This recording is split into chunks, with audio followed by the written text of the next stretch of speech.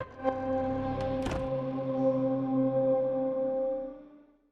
right, Patrick. So I haven't even started to play the alpha yet. I've been in the customization menu for the last 3 hours, just looking at all the cool stuff you guys have added. Isn't it awesome? This is Yeah. I will tell you, this has been one of the best received features we've ever done for World of Warcraft is the enhanced customization options. Whether you're a dwarf looking to get additional tattoos or a human looking to actually represent yourself in the game, it's really spoken to our community quite a bit, and I'm really proud of it. Yeah, someone who's like I'm not a hardcore raider, but I am like a hardcore role player. I love to aesthetically dress my guy and act in game as my character, and that gives me tons more options for almost every race, whether it's alliance or horde. Yeah, it's so cool. I'm really happy with it. Glad you're enjoying it. So one of the Also, things I get want in the to game touch too, base because it's on, gonna be cool in there. yeah, it's gonna be off the hook. Do kids Yeah. still say that? I think they do. So one of my major questions is how has development gone since the lockdown? Obviously, this is a big change for Blizzard and their team in general, especially for a team as big as Warcraft. What's it been like working at home? So it has been a challenge. Not gonna lie, that's it. We weren't set up for this. This isn't something that is comfortable.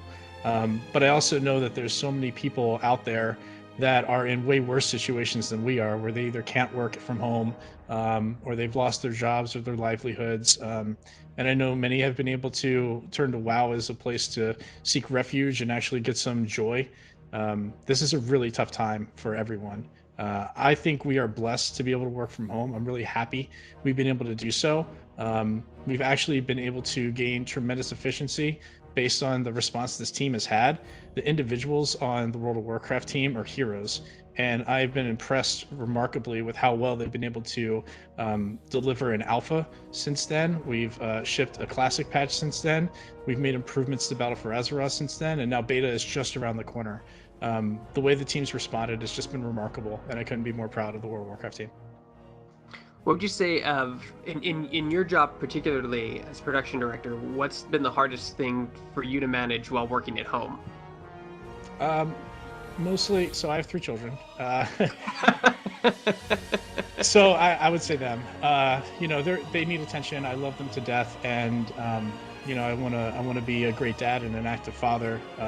But they're cooped up in a home just like I am, and they don't really get a chance to go out or socialize or see anything. So they need a lot more attention from me. And I think a lot of our teammates struggle with things like that too. And as a result, my hours can kind of be all over the place. Like I still make sure that I work and put my effort in, but it might be 3 o'clock and my kids want to go play. So I need to go tend to them and deal with that. That's been a personal challenge for me.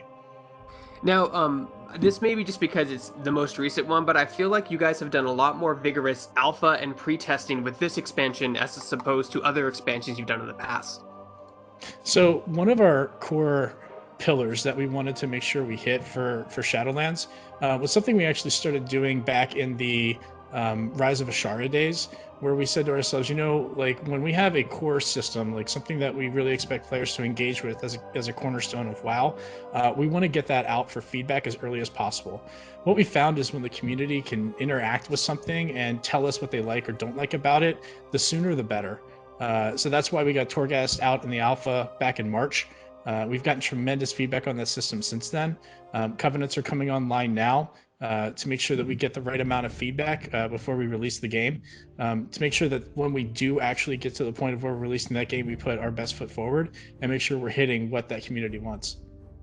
I think it's also fun because you guys have gone kind of back in time and looked at certain features in specific expansions and be like, okay, you did the Blizzard thing. How does this work, and how can we improve on what this did in this expansion? Like like some of the new mechanics, for example, are similar to the Garrison stuff you used to have, but it's not quite the same. You've actually fine tuned it a little bit.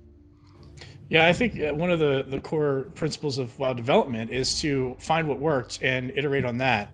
A good example of this, just from the past, would be something like the Mythic Plus system, where that came out in Mists of Pandaria sort of challenge modes, which is more of a cosmetic thing, but people loved it. And then we said, well, what's the next thing? And then when we actually got to Mythic Dungeons and then finally Keystones, what a major hit and a great replayable option for players that were looking for more small group content. That's what we want to do, and that's what we keep looking at when we develop systems like Torghast or Covenants. Like, what is that next Mythic Plus that players want to engage with. So we take a look at things that have worked. For things like Torghast, we looked at things like the Chromie scenario, horrific visions, the artifact legendary appearances, the ones that were like challenge mode things. People love those things, and it's like, well, okay, what makes it special? It's the challenge, it's the replayability, and the progression of it.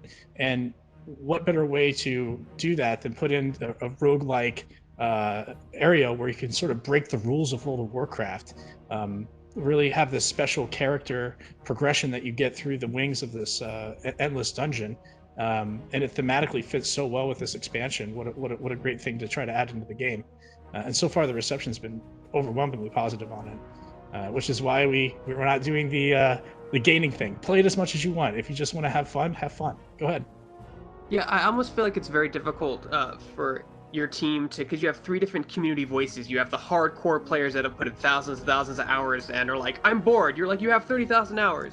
You have the casual players, which I am, which I come in, I do the story mode, and I do some casual PvP, very casual raiding, and kind of take breaks every now and then. And then you have like the brand new players. What are some of the challenges when addressing those different communities, and how do you make sure that you're listening to each one equally so everyone can basically have their voice heard? So one of the things I love about the World of Warcraft team is our players that we have on the team are a very diverse group already. We have everything from the hardcore raider to the casual player. One thing we don't have a lot of is new players. So what we do is we listen to our team when it comes to iteration on those things, as well as listen to the community on ways that we can serve them better. Just an example of that for me, I'm a very hardcore player, but not Mythic Raider. I raid Heroic through the end. I'm also a collector, so I engage in things like pet battles, transmog runs, mount collection, that kind of stuff. So I'm like the team representative for that part. When it comes to new players, that certainly was a challenge. We recognized that with a game that had been around for so long, there was a bit of a barrier of entry for a lot of new people to try to get in and play with their friends. They're like, the story's too overwhelming. It's just a large world. How do I get into that? So we actually sat down with people from our user research team to sort of ask them, hey, let's get some new people in here. Let's figure out what we need to do to really nail it and hit something like an Exile's Reach for them. And that's what you see as the product of what Exile's Reach is. How do we get people into the game? How do we share what's so great about World of Warcraft with people who haven't seen the game before? There's no better time to get into World of Warcraft than Shadowlands. Like, come in, enjoy that new player experience, and now with the level squish, your leveling experience is just one expansion and you're right into that end game with the rest of us. So there's no longer this barrier of entry that sort of has existed anymore. You can just get right into it. Yeah, I would love to look at talk to some of your programmers and be like, how does that squishing work across the game? Because there's got to be a ton of back end, like I'm talking beautiful mind, like algorithms going through, like in that room or on that computer. So that was a labor of over many years of iteration. It actually started back in Cataclysm. I actually remember I actually came up through the engineering track, and one of my tasks in Cataclysm was to take the items and make every single item in World of Warcraft scalable, because they were all statically programmed in at that point. As this is this item level, it has 500 stamina and 400 whatever. Well, what if those were percentages, so that whatever the item level was could scale based on that? So that was one of the first tasks I did. Then we did things like scalable zones or creatures that scale to your level. That happened in the Legion timeframe, where you could kind of go and choose your own path, do whatever zone you want first. So it's been over years and years of work. We've been able to make our game more and more scalable to the point of where anytime we do a squish, we can just use the scalable resources to say, this is what it looks like. Now, of course, there's outliers and bugs, but that's why we have beta tests and feedback to make sure that we're getting it right. I want to talk about cosmetics for a minute, because you've gone like above and beyond with cosmetics. Not only can you add a ton of cosmetics for all the races on the character creation side, but you've also allowed us, which I think is huge, for the first time to customize individual shoulder pads. Oh yeah. So why did that take so long? You know what? This was I'm so glad you asked me this question. This is the first time I got a question like that. So one of the things we do for the World of Warcraft team every year is we offer the opportunity for a few days to a week to do a hackathon project. So this just allows people to say, you know what, here's something I'd like to see in the game. I'm going to pitch it, develop it, and then share it with the group and see what gets voted up. This came out of a hackathon project. There was one of our UI engineers that sat down and said, why can't we transmog individual shortcut paths? What if I want to just do one and hide the other? And they coded this up and showed it to us. And I remember it was actually somebody dragged Ian and I to the guy's desk and was like, have you seen this? And we're like, you're going to add that to the game. What's it going to take to make that happen? So, and that's not the first time. The Dark Moon roller coaster came from a hackathon.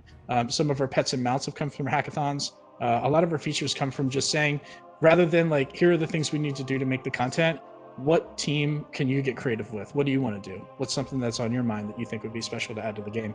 And I'm so glad we did that.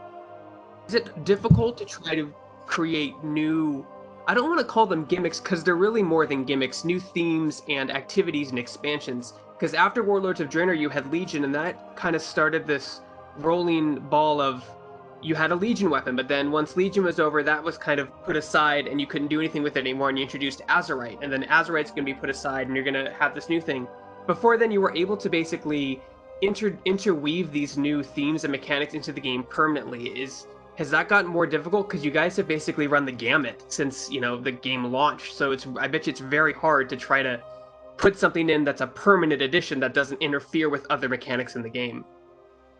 So yes and no. I mean, I agree with you for Legion and Battle for Azeroth specifically. We had what some people call borrowed power mechanics in there, whether it be from the artifact weapon or the Azerite essences system. And those are thematically tied to the expansion and something that will get sunset, and it's something we had planned to sunset for sure. I think what you're going to see in Shadowlands and what we've really invested in is really that class fantasy again. So that way, as I think I mentioned, I play a mage. Some of my abilities that I've lost over time are going to come back, whether it be I'm a frost mage, I can now cast fire blast, or I get alter time back in. So investing in that class fantasy and just really making the classes at its core fundamentally fantastic to play in the way that they feel helps drive us toward a place where we have to rely a little bit less on these expansion-based power mechanics, and we're taking that first step in Shadowlands. We do have the covenants that interact with your class really well.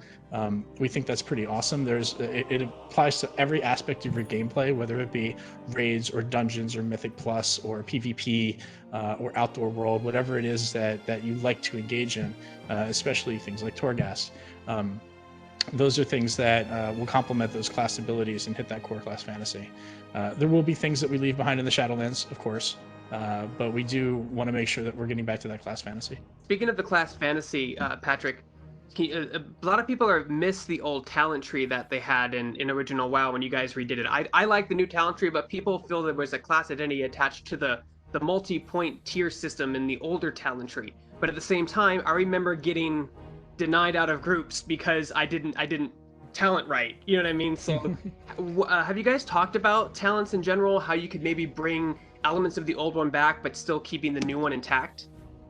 Yeah, I don't think there's going to be any changes beyond what you're seeing right now for Shadowlands, but I think it's something we continue to discuss and investigate for maybe future versions of World of Warcraft. I remember playing back in Classic, and I was the Elementalist mage, so I was the unusual one, but it was a very good PvP spec, so I enjoyed that. But yeah, back in Cataclysm, when we changed it to be more spec-based rather than individual talent-based, it was done so for the reason that you mentioned. Like, there were smart people back then that made good choices to say, hey, it really sucks that if you don't choose the 31-point talent, you've made a mistake. That feels bad, so let's try to solve that problem and give people other customization options. It is worth going back and looking at that and say, you know what about some heavier customization options for class balance? So I think in the future we might look into doing something a little bit more robust with that, but as of now, Shadowlands, we're pretty happy with the returning to that core class fantasy and the covenant system that's layered on top of that. And then my last question / actually it's a comment, actually it's a request that I ask every dev every single time I see him at BlizzCon. Is that I play, ever since the Worgens were introduced, I just play Worgen because I love werewolves, they're amazing. As a werewolf druid, can you please give me the option to not turn into a cat and just stay in my werewolf form? It seems really superfluous. That's actually a really good idea. I like it. Unarmed, just have me be unarmed and let me just go feral. That's all I want. It's the one thing I want, and a tail, but Amazing. Well, as you go through that character customization screen you were talking about before, it's notable that we have done all this work to make your character a lot more customizable. I do think we want to look at specifically druids and their shapeshift forms and how we can make that a little bit more customizable to have that be an expression of how you see your character in those forms. So hopefully we'll get to hit some of that stuff soon. So, Patrick, Okay. you have a hard date for the expansion and when it comes up. Your beta is starting really soon, Mm-hmm. but I know this COVID thing has really got everything kind of backed up and kind of slower. So, do you have a hard date for the expansion? We're on track for a quarter four release. That's what we're aiming for right now, and we're dedicated to hitting that.